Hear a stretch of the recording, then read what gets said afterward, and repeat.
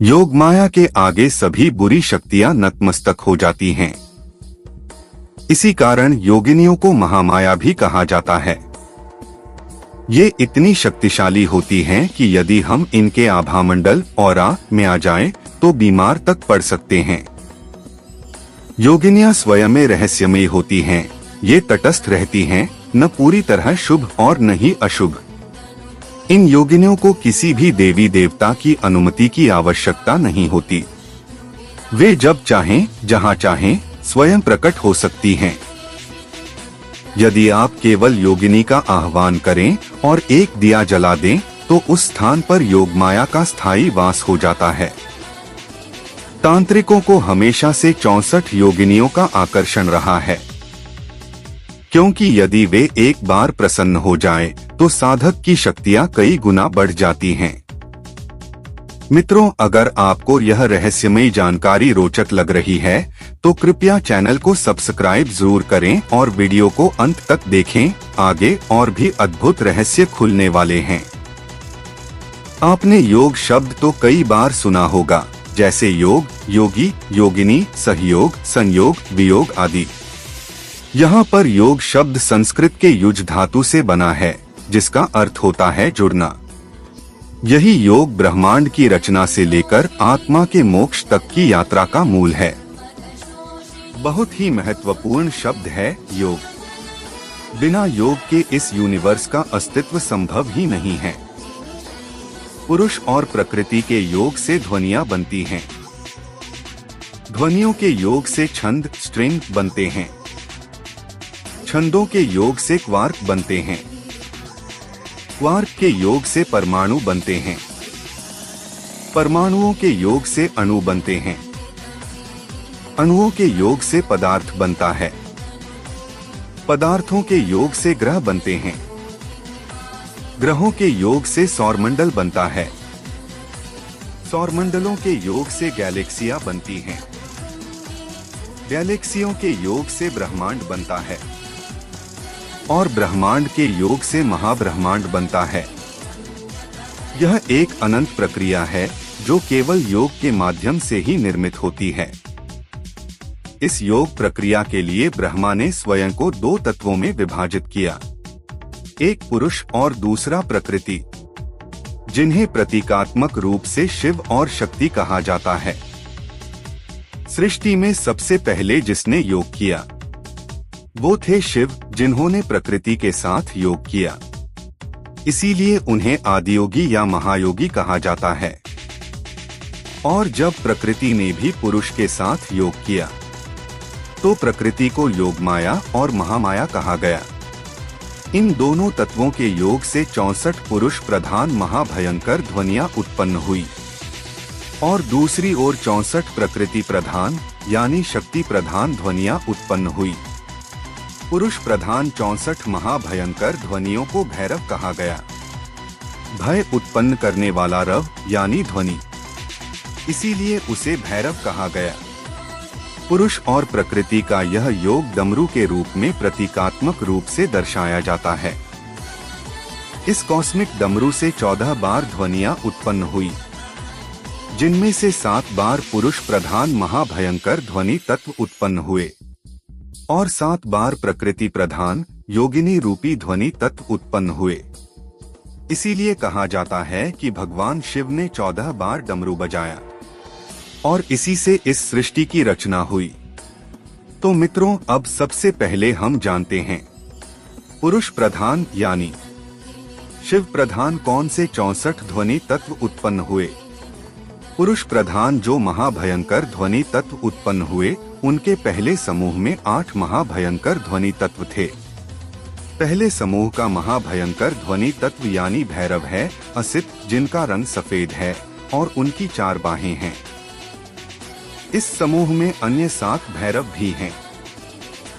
दूसरे समूह का भैरव है रूरू, जिनका रंग हल्का नीला है।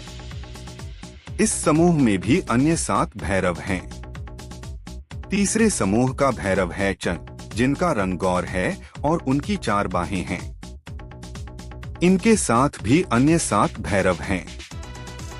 चौथे समूह के भैरव हैं क्रोध, जिनका रंग गहरा नीला है। इनकी भी 4 बाहें हैं और इनके साथ भी अन्य 7 भैरव हैं। 5वें समूह के भैरव हैं उन्मत्त, जिनका रंग सुनहरा है। इनकी भी 4 बाहें हैं और इनके साथ भी अन्य 7 भैरव हैं। 6ठे समूह के भैरव हैं कपाल भैरव, जिनका रंग चमकदार पीला है। इनकी भी 4 बाहें हैं और इनके साथ भी अन्य 7 भैरव हैं। 7वें समूह के भैरव हैं भीषण, जिनका रंग लाल है। इनकी भी 4 बाहें हैं और इनके साथ भी अन्य 7 भैरव हैं। इस तरह 7 समूह पूरे हुए और 8वें समूह के रूप में पुरुष खुद ध्वनि तत्व रूप में प्रकट हुए, जिन्हें सहार भैरव कहा जाता है। यह सहार भैरव सभी भैरवों में प्रमुख भैरव हैं। इन्हें काल भैरव भी कहा जाता है, जिनका रंग बिजली जैसा पीला और नारंगी है। इनकी 10 भुजाएं हैं। हाथों में त्रिशूल, डमरू, शंख, चक्र, तलवार, गदा, कटोरा, खोपड़ी वाली लाठी, पाश और अंकुश है। ये ईशान कोण के स्वामी हैं। इस समूह में भी अन्य 7 भैरव हैं। इस तरह मुख्य 8 भैरव के साथ अन्य 7 भैरव मिलाकर कुल 64 भैरव यानी महाभयंकर ध्वनि तत्व उत्पन्न हुए, जिनकी दैविक रूप में भैरव के रूप में पूजा की जाती है। अब मित्रों, आपको यह बात भी ज्ञात होनी चाहिए कि 64 भैरव रूपी ध्वनि तत्व और 64 योगिनी रूपी ध्वनि तत्व एक दूसरे के प्रतिरूप हैं। जब ये 64 ध्वनि तत्व शिवत्व को प्रकट करते हैं तो वह भैरव कहलाते हैं, और जब ये शक्तिवर्धक होते हैं तो योगिनी कहलाते हैं। आज हम उनके दैविक स्वरूप की बात करेंगे। 64 भैरव की तरह इनके भी 7 समूह हैं और 8वें समूह के रूप में प्रकृति यानी योगमाया खुद ध्वनि तत्व रूप में प्रकट होती हैं।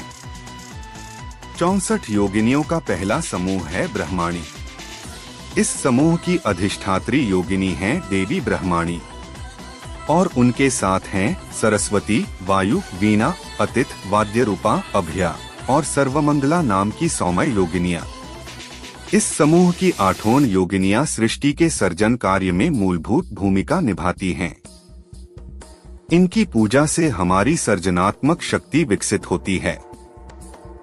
सौम्य और सात्विक प्रकृति के लोगों के लिए इनकी आराधना सोने में सुगंध मिलाने जैसा कार्य करेगी। इन योगिनियों का रंग सफेद है। दूसरे समूह का नाम है महेश्वरी, जिनमें प्रमुख योगिनी देवी माहेश्वरी है और उनके साथ कौरी, उमा, गंगा, अजिता, यमुना, वायुलेगा और धूमावती नाम की योगियां होती है। यह भी सौम्य और कल्याणकारी योगिन है। इनका रंग हल्का नीला है। सात्विक लोग इनकी पूजा से शुभ फल और कल्याण प्राप्त करते हैं। योगिनित्य के तीसरे समूह का नाम है कुमारी। इस समूह की प्रमुख माता या योगिनी है देवी कुमारी। ये मोर पर सवारी करती है। इस योगिनी समूह में नर्मदा, योज, कामनी, स्तुति, समप, ज्वालामुखी और आग्नेय योगिनिस से थोड़ी उग्र होती है, लेकिन अधिकांश यह सात्विक प्रकृति में आती है। इनकी पूजा भी सात्विक लोग कर सकते हैं और उनकी पूजा से लोग विजय प्राप्त करते हैं। इन योगिनी का रंग गोरा है। योगिनिस का नाम है वैष्णवी, जिनमें प्रमुख योगिनी वैष्णवी है, जो भगवान विष्णु का प्रतिरूप है। इनके साथ में लक्ष्मी, वारुणी, विंध्यवासिनी, कबरी, विरजा, मोह लक्ष्मी और नारायणी नाम की योगिनित्य गिनियों का रंग गहरा नीला है। इन योगिनियों की प्रकृति राजसिक है। राजसिक प्रकृति वाले लोगों के लिए इन योगिनित्य की पूजा फलदायी होती है। यह योगिनी प्रसन्न होती है तो हमें धन, धान्य, समृद्धि देती है। योगिनित्य के 5वें समूह का नाम है वाराही। इस समूह में मूर्ति विरूपा, बेताली, जल कामिनी, भालुका, सर्पाश और विनायकी जैसी योगिनी होती है और वाराही इनमें प्रमुख योगिनी है। इन योगिनित्य का रंग सुनहरा है और यह भी राजसिक प्रकृति वाली योगिनियां है। योगिनित्य के 6ठे समूह का नाम है इंद्राणी, जिन्हें ऐन्द्री भी कहते हैं। इस समूह में विकट नैनी, करकारी, विद्यापालिनी, विरूपा, गांधारी, चंद्रकांति और सूर्यपुत्री जैसी योगिनियां होती है।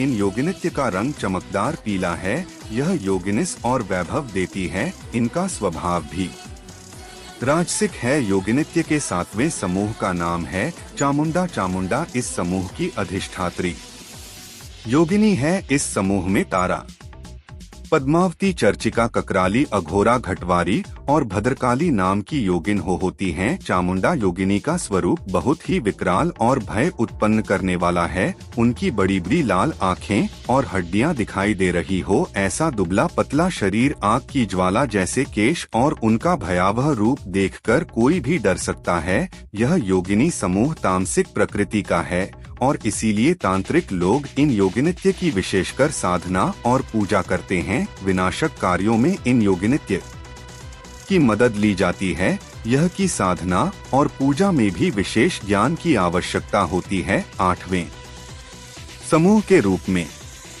प्रकृति यानी कि महामाया खुद चंडी रूप में प्रकट होती है और इसीलिए 8वें समूह का नाम चंडी है, जिन्हें योग माया, महामाया, दुर्गा, महादेवी आदि शक्ति, जगत जननी जैसे विविध नाम से भी पुकारा जाता है। यह योगिनी 64 योगिनीओं में सबसे प्रमुख योगिनी है। ऊपर की सारी योगिनिस यह महामाया 10 भुजाओं वाली योगिनी है। 64 योगिनीओं के मंदिर में भी इस योगिनी का स्थान सबके मध्य में होता है। योगिनित्य के इस 8वें समूह में छिन्नमस्तिका, नरसिंही, कामाक्षी, महाकाली, महामाया, टवारा और बहुरूपा नाम की योगिनियां होती है। यह तामसिक स्वरूप की होती है और बहुत ही उग्र स्वभाव की होती है। कितनी भी बड़ी शक्ति क्यों ना हो, यह योगिनी उसका विनाश कर सकती है और इसीलिए तांत्रिक लोग इन योगिनीओं को प्रसन्न करने के लिए सदा ही लालायित रहते हैं। इन योगिनित्य का प्रभाव या कहे कि उनका ऑरा मंडल इतना तीव्र होता है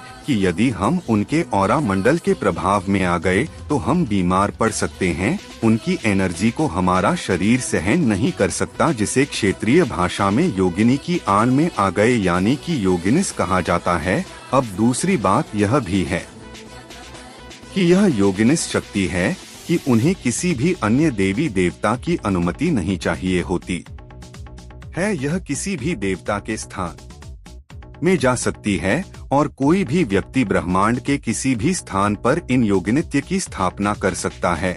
लेकिन ध्यान रखने वाली बात यह होती है कि इन 64 योगिनित्य की स्थापना हमारे रहने वाले घर के अंदर नहीं की जाती। इन योगिनित्य का मंदिर हमारे घर से दूर, विशेषकर मुख्य द्वार के पास होना चाहिए, क्योंकि घर के अंदर हम इन 64 योगिनित्य की शक्ति को सहन नहीं कर सकते और इसके विपरीत परिणाम हमें प्राप्त हो सकते हैं। अब कुछ लोग ऐसे भी होंगे जिनके यहाँ योगिनित्य की पूजा नहीं की जाती होगी, लेकिन कुलदेवी की पूजा जरूर की जाती होगी। तो आपकी कुलदेवी भी एक योगिनी ही है, क्योंकि सभी योगिनियाँ और सभी कुल देवियाँ और सभी देवी और देवता आदि शक्ति महामाया प्रकृति में से ही प्रकट हुई है और इसीलिए कोई भी देवी शक्ति किसी अन्य देवी शक्ति से कम नहीं है।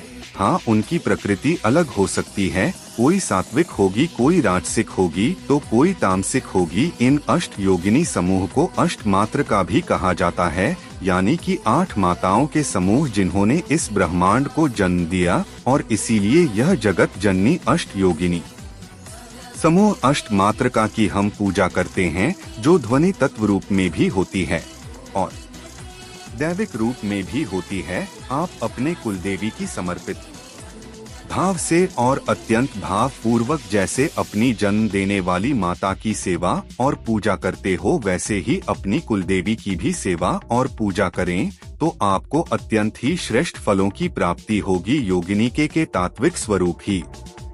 तो मित्रों, ये थीं योग माया की वह रहस्यमय शक्तियाँ जिनके आगे बुराई स्वयं झुक जाती है, जिन्हें समझना आसान नहीं लेकिन महसूस किया जा सकता है। ध्यान, श्रद्धा और आस्था के माध्यम से योगिनियां कोई मूर्ति नहीं है, वो चेतना है, ऊर्जा है, जो साधक को साधना के हर स्तर पर मार्गदर्शन देती हैं। पर याद रहे, इन शक्तियों के साथ खेल नहीं किया जाता, बल्कि इन्हें आदर दिया जाता है, सम्मान दिया जाता है और यदि किसी का मन, तन और आत्मा सच्चे भाव से इन्हें पुकारे तो ये स्वयं प्रकट होकर उसका जीवन बदल सकती हैं। अब आप पर है कि क्या आप केवल इस रहस्य को सुनकर भूल जाएंगे या फिर दीप जलाकर श्रद्धा से उन्हें आमंत्रित करेंगे। क्योंकि जब आप दिल से पुकारेंगे तो योग माया जरूर आपकी पुकार सुनेंगी। आपका साथ ही हमारी शक्ति है मित्रों। अगर ये वीडियो आपके मन को छू पाया हो तो इसे एक दीपक की तरह दूसरों तक जरूर पहुंचाइए। शेयर कीजिए, लाइक कीजिए और हमारे चैनल अद्भुत ज्ञान सागर को सब्सक्राइब करना न भूलिए। अगली बार फिर मिलेंगे एक और रहस्य, एक और कथा और सनातन धर्म की एक और अद्भुत परत के साथ। तब तक के लिए जय मां महामाया, हर हर महादेव और आप सभी को साधना की शुभकामनाएं।